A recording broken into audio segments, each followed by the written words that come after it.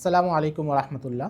ইসলাম মানব জীবনের প্রত্যেকটি বিষয় নিয়ে আলোচনা করে এবং সুস্পষ্ট নির্দেশনা দেয়। লেনদেনের ক্ষেত্রে এবং অর্থব্যবস্থার ক্ষেত্রে ইসলাম যে কয়েকটি বিষয় কঠোরভাবে নিষেধাজ্ঞা দিয়েছে এর মধ্যে একটি হলো সুদ বা রিবা। কোরআনুল কারীম এবং সুন্নাহে এ বিষয়ে অনেকগুলো নিষেধাজ্ঞা আছে। আমরা সাধারণত সুদের ভয়াবহতা জানি, কিন্তু আধুনিক পুঁজিবাদী অর্থব্যবস্থা সম্পূর্ণ দাঁড়িয়ে আছে সুদের উপরে এবং সুদভিত্তিক অর্থনীতির উপরে। এবং এর চেয়েও ভয়ঙ্কর বিষয় হচ্ছে এই অর্থনৈতিক কাঠামো প্রতিনিয়ত বিস্তৃত হচ্ছে, এর নতুন নতুন শাখা তৈরি হচ্ছে এবং লেনদেনের অনেকগুলো খাত আসছে যেগুলো আগে ছিল না। আধুনিক লেনদেনের এই ধারাগুলোতে অনেকগুলোতেই সুদের সম্পৃক্তি আছে এবং আমরা যদি এই বিষয়গুলো সম্পর্কে না জানি তাহলে এই ফাঁদে আমরা পড়ে যাব।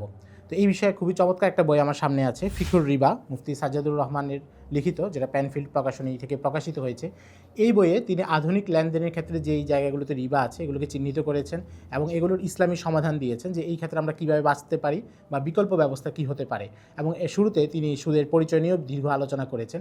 এই বইটা আমি মনে করি আমাদের সবার পড়া উচিত, বিশেষ করে আমরা যারা ব্যাংকিংয়ের বিভিন্ন ধারায় লেনদেন করি, বড় ধরনের ব্যবসা বাণিজ্য হলে বড় পরিমাণ অ্যামাউন্ট যারা লেনদেন করি তাদের এই বইটা পড়া উচিত এবং এই বইতে যে নির্দেশিকাগুলো আছে সেগুলোকে আমল করা উচিত। তাহলে আমরা সুদের ভয়াবহতা থেকে আশা করি বেঁচে থাকতে পারবো। আল্লাহ রাব্বুল আলামিন আমাদের সবাইকে সুদের ভয়াবহতা থেকে রক্ষা করুন।